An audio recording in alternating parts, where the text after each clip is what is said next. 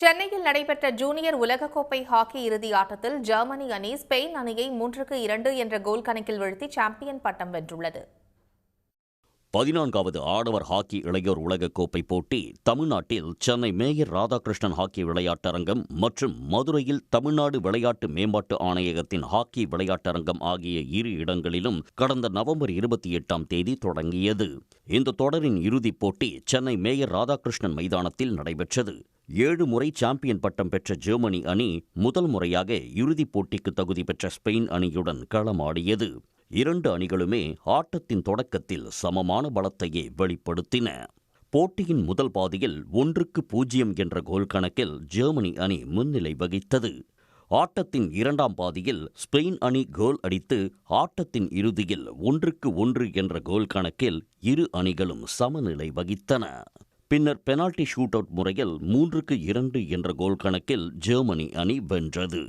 இந்த வெற்றியின் மூலம் தொடர்ந்து ஜெர்மனி 8வது முறையாக ஜூனியர் ஹாக்கி உலகக் கோப்பையை வென்றுள்ளது. பெனால்டி ஷூட் அவுட் முறையில் சிறப்பாக விளையாடி ஜெர்மனியின் வெற்றிக்கு வித்திட்ட கோல் கீப்பர் ஜாஸ்பர் டிட்ஷர் ஆட்ட நாயகன் விருது பெற்றார். தொடரின் சிறந்த கோல் கீப்பருக்கான விருதையும் அவர் தட்டிச் சென்றார். முன்னதாக அர்ஜென்டினா அணியும் இந்திய அணியும் வெண்கலப் பதக்கத்திற்காக மோதின. விறுவிறுப்பாக நடைபெற்ற இந்த ஆட்டத்தில் முதல் பாதியில் அர்ஜென்டினா 1-0 என்ற கோல் கணக்கில் முன்னிலையில் இருந்தது. தொடர்ந்து 2வது பாதியில் சிறப்பாக ஆடிய இந்திய அணி அடுத்தடுத்து கோல் அடித்து அசத்தியது. ஆட்ட நேர முடிவில் இந்திய அணி 4-2 என்ற கோல் கணக்கில் அர்ஜென்டினாவை வீழ்த்தி வெண்கலப் பதக்கத்தை தட்டிச் சென்றது. இந்தியா அர்ஜென்டினா போட்டியில் சிறப்பாக விளையாடிய இந்திய வீரர் அன்மோல் ஈக்கா ஆட்ட நாயகன் விருது பெற்றார். ஜூனியர் ஹாக்கி உலகக்கோப்பை வரலாற்றில் 9 ஆண்டுகளுக்கு பின் இந்தியாவுக்கு பதக்கம் கிடைத்துள்ளது.